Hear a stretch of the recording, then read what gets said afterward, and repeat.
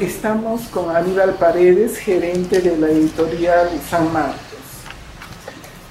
Aníbal, ¿cuándo nació la editorial San Marcos? Mira, la editorial nace más o menos en los años 1971, 72. Yo ingreso a la Universidad de San Marcos en el año 1969, pero ya entraba con la idea y tenía ya un biógrafo con la idea de publicar algo apenas ingresara, como son textos preuniversitarios y problemas resueltos de aritmética, álgebra, que era mi especialidad.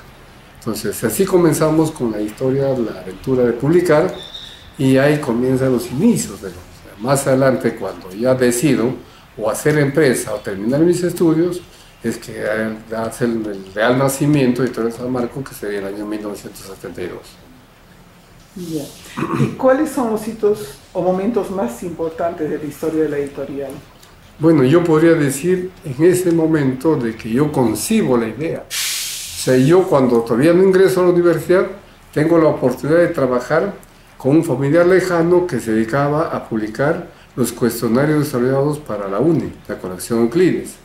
Entonces yo fui y me sorprendió mucho que con una máquina de escribir, un mimeógrafo y una mesa para compaginar, ya teníamos los elementos fundamentales para una editorial.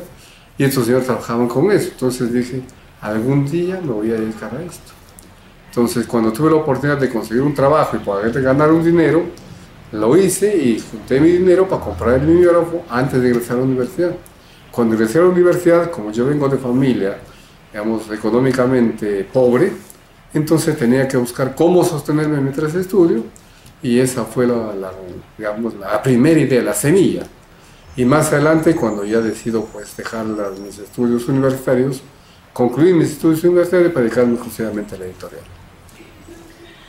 ¿Cuántos títulos ha publicado tu editorial desde su creación y cuánto produce anualmente? Nosotros tenemos un promedio de más o menos, desde su creación, este momento hemos debido superar los 3.000 títulos.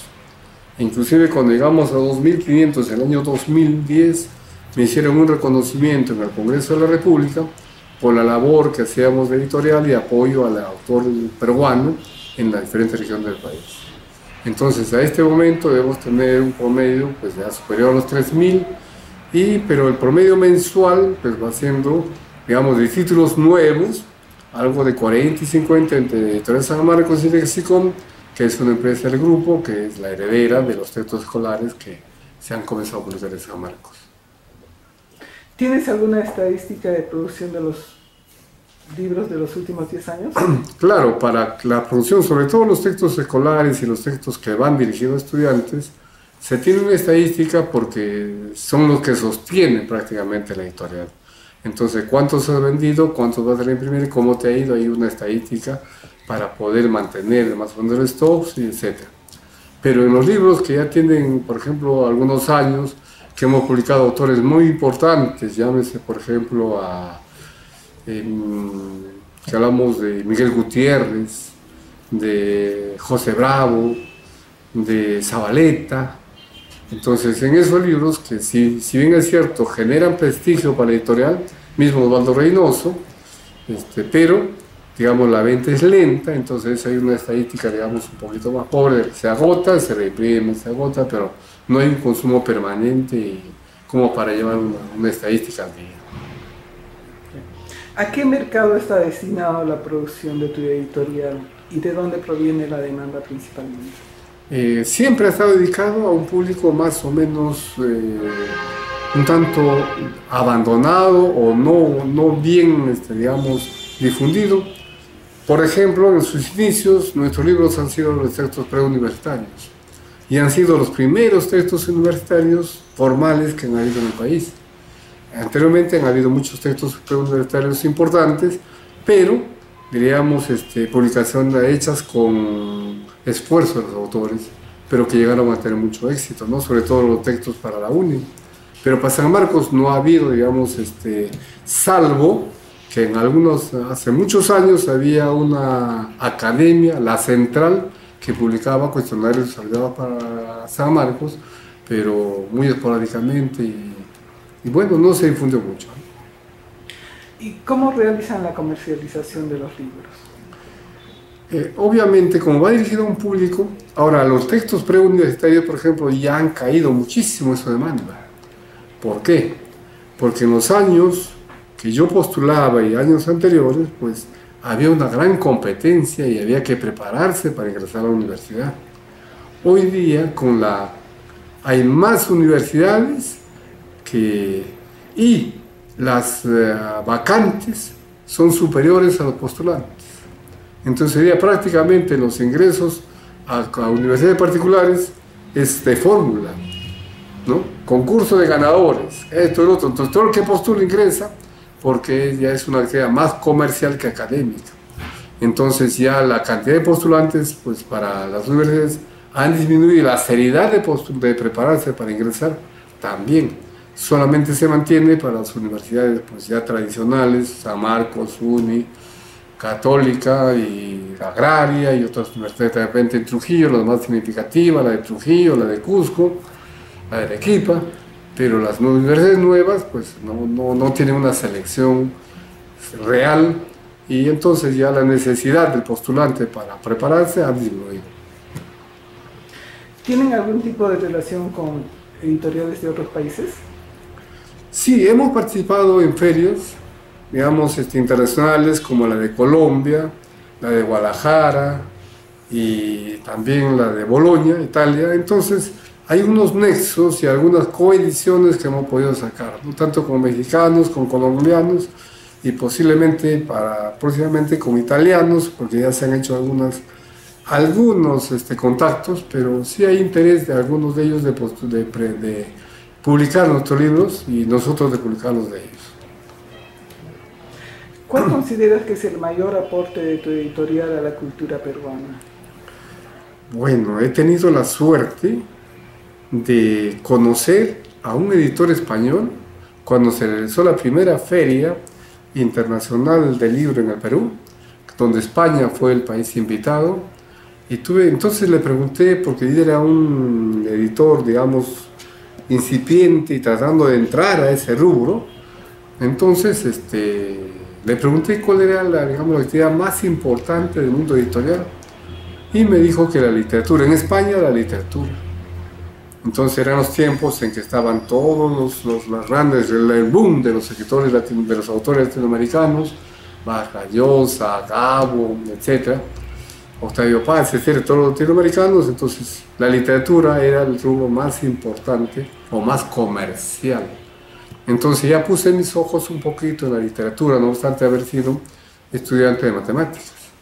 Más adelante tuve la suerte de conocer a Félix Guamán Cabrera, que viajaba mucho dando conferencias o visitando a gente, y me dijo de que si no publicábamos a los autores actuales, se iban a quedar muchos Valdelomares y muchos Vallejos, muchos Cielos Alegrías en la unidad.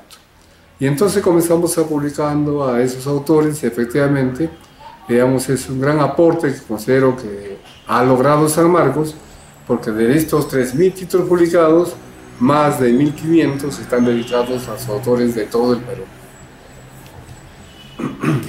¿Cuál es la característica de tu editorial que la diferencia de las demás editoriales? Bueno, tendríamos que hablar en dos rubros. Uno, las editoriales peruanas, y otras las editoriales en general, tanto peruanas y extranjeras. Si nos ceñimos al grupo de editoriales peruanas, quizás sea la única que apuesta por los autores peruanos y por las diferentes disciplinas que existen digamos, en el mundo editorial. Y si hablamos de las editoriales extranjeras, pues las editoriales extranjeras vienen ya con sus propios libros, con su propio material, que no es específicamente para nuestros lectores, sino que se adaptan para toda Latinoamérica. O sea, un mismo libro de matemática viene para Perú, para Colombia, para Chile, para Argentina y para todos ellos. Entonces, esa es la diferencia. Nosotros hacemos nuestros libros de acuerdo a nuestras necesidades y con nuestra realidad. ¿Cuántas colecciones posee tu editorial? ¿Podrías describir alguna de ellas? Mira, hay colecciones que han logrado muchísima trascendencia. Por ejemplo, cuando estábamos, antes de ingresar al mundo escolar, teníamos una colección de libros, de cuestionarios para postulantes exclusivamente de San Marcos. y luego otra para colección, para exclusivamente a la UNE. El de la UNE se llamaba Uniciencia. Entonces eran aritmética, álgebra, geometría, trigonometría, en volúmenes de 500, 600 páginas, muy competitivos, y eran las colecciones más importantes de ese momento. Luego, cuando ya comenzamos a difundir autores extranjeros, autores de provincia, lo que se hizo es la colección de narrativa, la biblioteca de narrativa contemporánea, donde llegamos a más de 150 títulos de autores de todo el país en novelas cortas. ¿Y qué criterios utilizan para crear una nueva colección? Digamos, la calidad. Por ejemplo, hemos hecho una colección de libros que se llama Diamantes y Perronales, con puras estrellas del mundo literario. Entonces se ha publicado a Colchado, a Reynoso, a Miguel Gutiérrez, entre otros, pero digamos, desgraciadamente todavía no hay un hábito de lector, no hay una costumbre de lectura en el país. Entonces, por la poca demanda, terminan, digamos, declinando, terminan desapareciendo.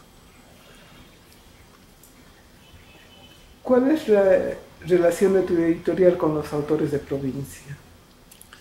Como te decía, ya tenemos un número importante. En este momento, por ejemplo, una contribución muy importante puede ser que nosotros generamos un plan lector regional. ¿Qué significa esto? Ya llevamos la profesionalización del libro para los autores de provincia, y para terminar hemos hecho un plan de lector regional para San Martín, hemos hecho un plan de lector para Puno, un plan de lector para Tarma, un plan de lector para Cerro de Pasco, y ahora estamos en el plan lector de la región Apurímac. ¿Qué significa este plan lector regional? Publicar a los autores regionales, rescatar a los más brillantes de antes y de los actuales, y poner al alcance de sus alumnos, pero ya con un acabado y con una profesionalización del libro, porque acá valdría la pena también hacer una pequeña diferenciación. Hay mucha gente que no entiende qué es una editorial y qué es una imprenta. Entonces creen que con imprenta, y no solamente gente que no ha publicado nunca, sino gente que tiene la obligación de conocer, como por ejemplo los periodistas. Cuando han habido campañas por los textos escolares, han habido periodistas que se han ido a la imprenta a decir cuánto cuesta el libro, cuánto cuesta la edición del libro. La imprenta es el taller o es la empresa que imprime los papeles, que el editor le entrega las placas o le entrega el contenido, de otra forma, para que él procese placas, procese papel y saque el libro. Pero eso no viene del cielo ni cae del aire.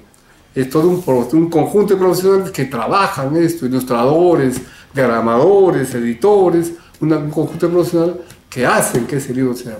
La imprenta solamente imprime. Entonces ese concepto, desgraciadamente, en nuestro país no está muy difundido. Entonces debe tratar de establecerse. ¿Qué es una imprenta? Es una máquina con un operador que va a poner placas y va a imprimir. ¿Qué es una editorial? Es el que tiene un conjunto de profesionales que hacen revisión y corrección de estilo, corrección ortográfica, y ven que el contenido guarda relación, etcétera, etcétera. Entonces, la gran diferencia es que el otro está tratado de manera totalmente empírica con personas que no conocen, y el otro está tratado con profesionales.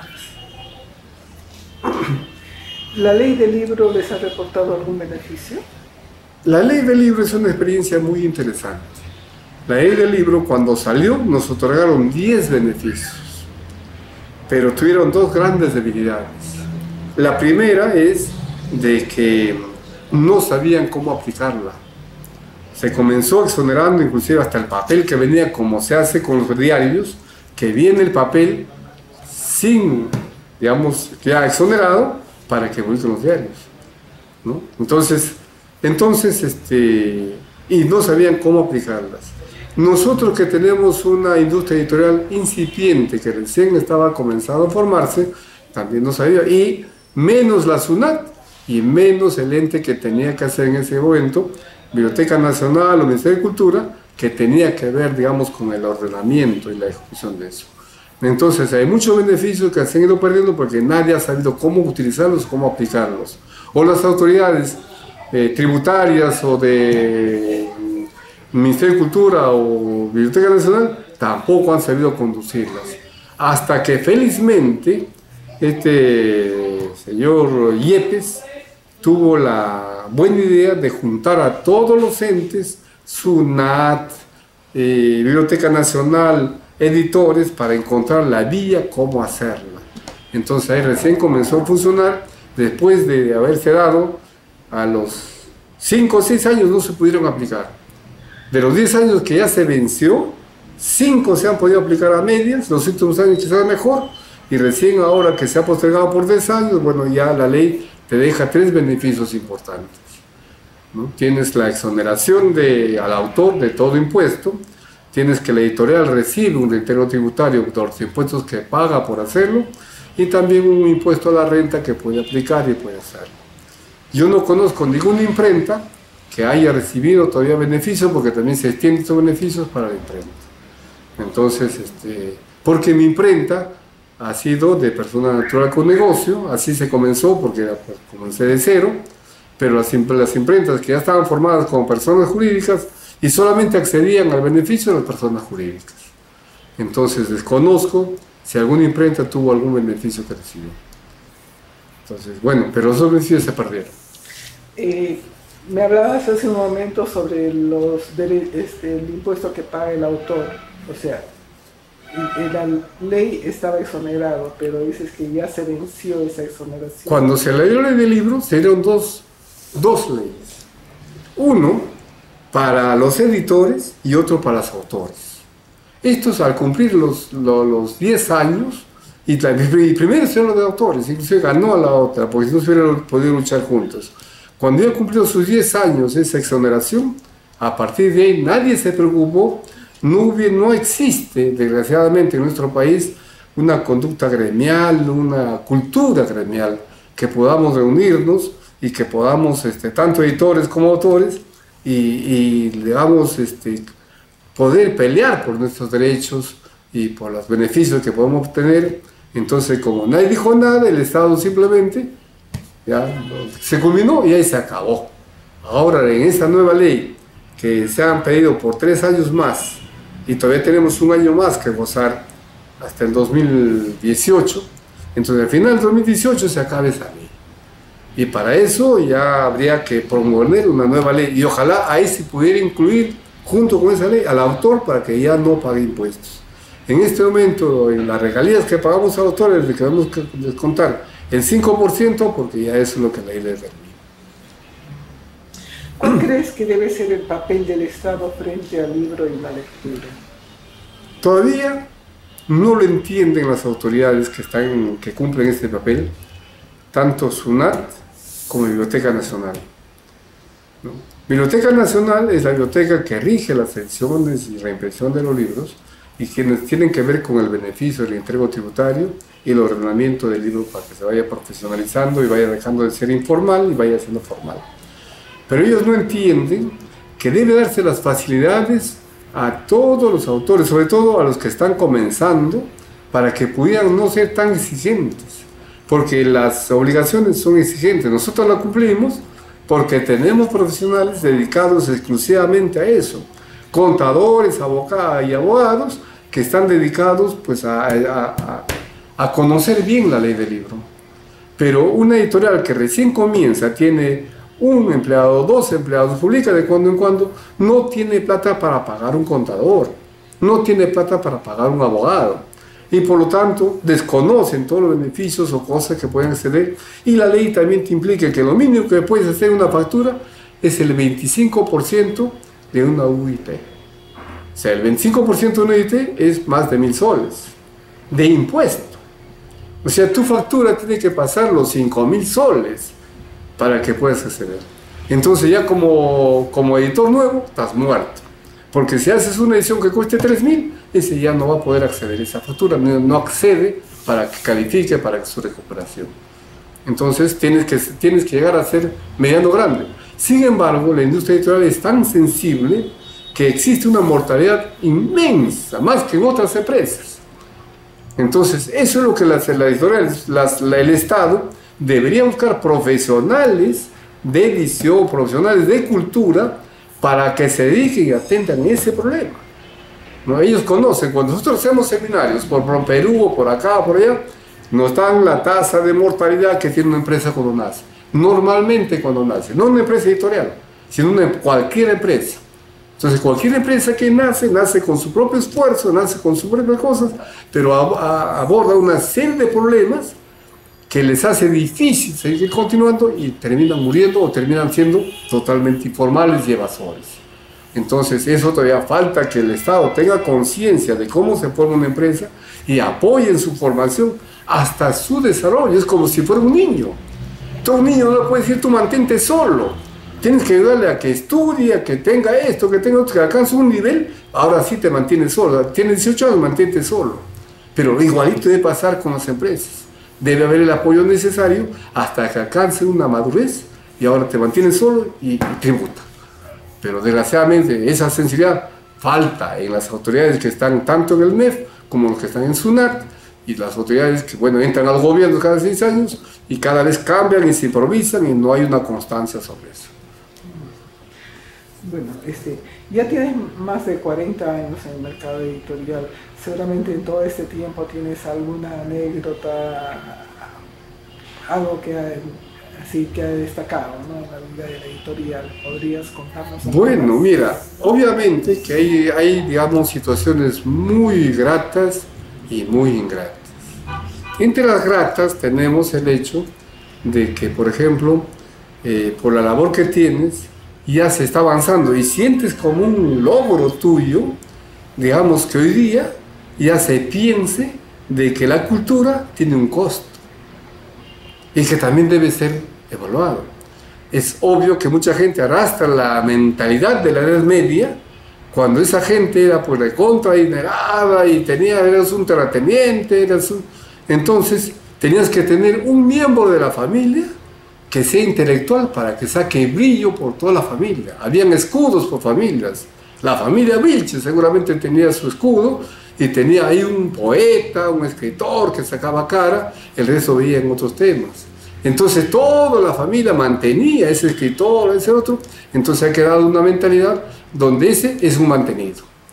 Entonces cuando, por ejemplo, Osvaldo Reynoso lo llaman y le dicen: queremos que usted sea jurado de un concurso que vamos a hacer para los médicos. Encantado. Listo. ¿Y cuánto me van a pagar? Y el organizador, el médico organizador que está en el comité organizador le dice: ¿usted cobra por participar? ¿Y tú no cobras por cada consulta que hagas? ¿Tú no consultas por cada cosa que atiendes? ¿Tú no tienes tu consultorio gratis? No, obviamente. Entonces dice: muy fácil, hagamos algo. No me pagues en dinero, págame en consultas.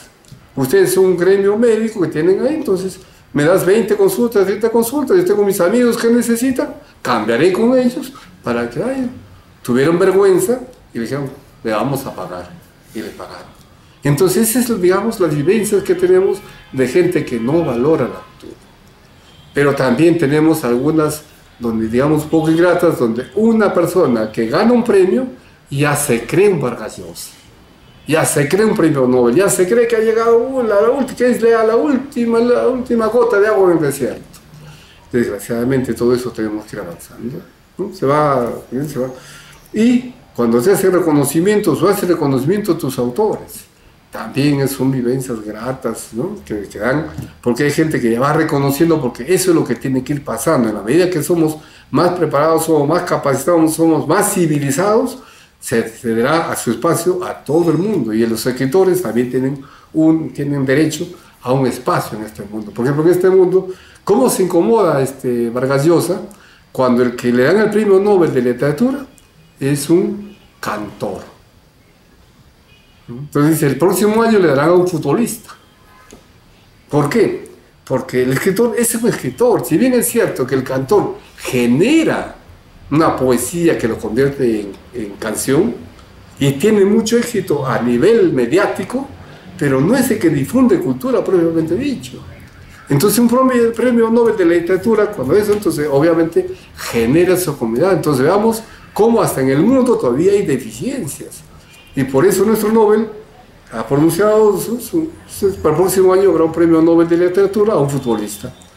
Entonces, eso es lo que todavía falta, ¿no? Estamos avanzando, si también en el mundo esa es una deficiencia, y en el nuestro mucho más, pero vamos avanzando. Entonces yo me siento sumamente gratificado cuando hay reconocimientos a mis autores, o hay algún reconocimiento a la labor que hacemos los editores, y hay un avance interesante. Y creemos que es la más importante. O sea, tengamos en cuenta que el niño se forma no solamente con vitaminas, con alimentos, es lo que da un crecimiento físico fuerte, pero tu cabecita, o sea, tu cabecita no mejora cuando comas más frijoles, o comas más vitaminas, o comas más vitamina C. Entonces la cabeza tiene que ir fortaleciéndose y creciendo con ejercicios de lectura. La lectura es importantísima en la formación de una persona. La persona más noble, la más grande que es, ha tenido que ser buen lector. Nadie puede ser exitoso en el mundo profesional si no ha sido un lector mediano o regular.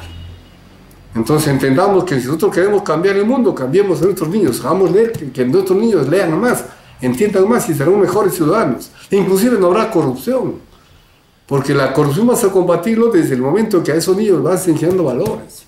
Pero si llegas sin tener valores, llegas a tener conocimientos de determinadas materias, crees que eso es todo, y entonces es el, digamos. Entonces tienes, como te decía, dos tipos de reconocimientos, los gratos y los ingratos. Los gratos, que hay un avance de esto, lo otro, y hay reconocimientos y cosas, y éxitos de muchos escritores y de muchos editores, pero al mismo tiempo también hay algunos ingratos. Yo tengo una experiencia muy lamentable que le pongo siempre como ejemplo a los autores cuando vienen a pedirme un servicio o cuando vienen a proponerme una edición. Entonces lo primero que les digo es: ¿has pensado cómo vas a recuperar tu tiempo que has dedicado a abrir tu obra y cómo vas a ver la inversión que vas a hacer en el libro? Porque acá tenemos que tener la idea como Juan Rulfo. Juan Rulfo, a él no lo publicó nadie. Él publicó su libro, costeó y lo regaló. El primer día regaló a mucha gente, periodistas, críticos, etcétera, etcétera, docentes, y no pasó nada en el primer día que regaló. En el segundo millar que regaló, recién la gente fue conociendo, trascendió más, fue a otros sitios, y los críticos le dieron un reconocimiento, los críticos de afuera vieron que la obra valía, de Juan Rulfo. Entonces hablaron bien de esa obra, rebotó en México, y de ahí se convirtió en un bestseller. Pero el autor, cuando escribe, si yo voy a escribir algo, tengo que pensar: ¿para quién escribo? ¿Quién me lee? ¿Cuánto se vende? ¿Con quién me invierto? ¿Y cómo se recupera esa inversión que se haga? Si no tienes ese enfoque, estás perdiendo el tiempo. Tu obra no va a tener trascendencia, no va a poder hacerlo.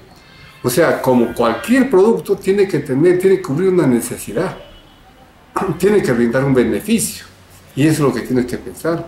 Pero algunos autores piensan. Entonces, una experiencia que yo tuve es de que vino un autor y recomendado por un amigo editor, y acordamos una coedición. Entonces él aportó el 50% para editar, yo el 50%, salió su libro, entregué sus 500 ejemplares. Cuando este señor quiso vender su libro, que creían que era la octava maravilla del mundo, se dio cuenta que a nadie le interesaba. Vino, me reclamó, me dijo: mira, esto está así, así. Yo le dije que será una realidad y que él tenía que previamente haber leído eso. Y cuando él ya había venido, yo le pregunté, porque él ya vino con la idea de una coedición, porque este amigo editor le dijo que yo podía apoyarlo en la edición de su libro. Entonces, ¿qué pasó? El señor trató de vender, pero pensó que con eso cambiaba su vida, y no logró cambiar su vida. Al contrario, logró, digamos, tener mayores problemas, porque ya se quedó de repente con la poca liquidez que tenía y lo gastó. Final de cuentas nos enteramos que el señor se tiró de un 10º piso y murió. Entonces yo desde ahí, antes de nada, le digo a cada autor que venga, le hago: yo tengo esta experiencia. Hoy día que tengo la oportunidad de entrevista, recordaba esa anécdota, y encontramos pues que el libro se llama Wilbur, y bueno, está inclusive en internet, está pues ya la referencia de este señor que se mató. Pero ya tiene que ser una experiencia ingrata, ¿no? Algo que de repente, sin querer queriendo, participas de una frustración que más adelante lleva a la muerte de alguien. Y bueno, entonces son anécdotas desagradables que realmente ocurren en la vida. Bueno, para terminar, ¿cuáles son los proyectos de la editorial? Bueno, yo, digamos, hemos logrado tener unos talleres que están gerenciados por mi hijo, el lexicon que está gerenciado por mi hija, y nosotros mantenemos todavía los otros libros que no son tan comerciales, pero que bueno, lo tenemos desde muchos años, seguimos manteniendo esos títulos. Entonces, mi gran aspiración es que esto trascienda, que ya las áreas más rentables se mantengan, que no perdamos la mistura o la mística de publicar, ni la mistura, pues sigamos publicando autores nacionales, porque talentos hay en todo el país, y ojalá que también nuestro plan regional pueda ser impulso para que otras editoriales apuesten por lo mismo y crezcan los libros editados profesionalmente, bien hechos, porque también existen editoriales que tipo imprenta publican, pero digamos con errores, con cosas, y bajado de internet, en fin, que creo que es un engaño, muchachos. Entonces mi aspiración es que la industria editorial se profesionalice cada vez más en el Perú. Da mucho gusto saber de que existen muchos profesionales ya de la edición. Cuando se hizo en el 2010, se hizo un máster de dirección editorial en el Perú, la hizo la UPC, entonces solamente fuimos 20 alumnos. Yo fui con mis 2 hijos, fuimos 20, somos de la primera generación de profesionales en la industria editorial en el Perú. Y de ahí a cada uno ha ido replicándose. Nosotros también en nuestra propia empresa hemos formado a la gente ya con esa enseñanza, con esas clases académicas para profesionalizar la industria editorial, y ya tenemos profesionales que viven, que son gente que ha estudiado comunicación, que se dedican a eso y trabajan con pasión, y que bueno, se van profesionalizando. Sí sabemos que en otras editoriales también hay otros profesionales, y eso es bueno. Entonces eso es lo que yo quisiera, que esto siga avanzando y que nosotros podamos tener una competencia muy fuerte con las industrias extranjeras de todo el mundo. Es como que es una gran aspiración que de muchos años que nuestra selección vaya a un mundial. Así quisiéramos que nuestros editores participen en un mundial de editoriales. Entonces podamos pelear de igual a igual, así como nos eliminamos con ellos, ¿no? Y que acá nuestras autoridades, tanto políticas como de educación, que están metidas en el mundo de la educación, entiendan y apoyen a la industria editorial peruana. Porque si ellos no lo hacen, nos hacen el camino más difícil. Acá tendría que haber licitaciones, como en Colombia. Si tú participas en una licitación en Colombia, entonces en esa licitación tienes que estar afiliado a una industria del lugar, o formar tu industria allá, y tener más de 5 años y formar tu industria allá. Pero para publicar, y si entras al concurso, a la licitación, tienen que ser la 10ª parte. Y te dan los precios. O sea, dicen, este libro que queremos con estas características, el contenido tú lo vas a concebir, ¿no? Las características lo vas a concebir, pero te van a dar más o menos el número de páginas que debe tener y el precio que va a costar. Yo quiero que hagan un libro de anatomía de 200 páginas. Y ese libro va a tener más o menos estas características, y cada libro va a costar $3, $4. Y vamos a necesitar 10.000 libros. Y todo el mundo entra peleando sabiendo que tiene. No se presta más. Y entonces crece, primero se favorece a la industria local, y la 17 se va a asociar con una extranjera en buena hora, pero eso es social. Y entonces esa industria local está creciendo. Entonces, si nosotros comparamos la industria editorial colombiana con la industria editorial, 1000 años de diferencia. Allá hay una industria editorial colombiana verdadera. Acá no existe una industria editorial peruana verdadera. Acá los que se disfrazan son editoriales extranjeras que dicen ser peruanas, pero que en sus raíces son extranjeras. Y la ganancia y todo se va para el extranjero. Bueno, Aníbal, muchas gracias por la entrevista. No, qué ocurrencia. Gracias a ti por darme esta oportunidad y porque haya gente que se puede interesar en este mundo fascinante de la editorial.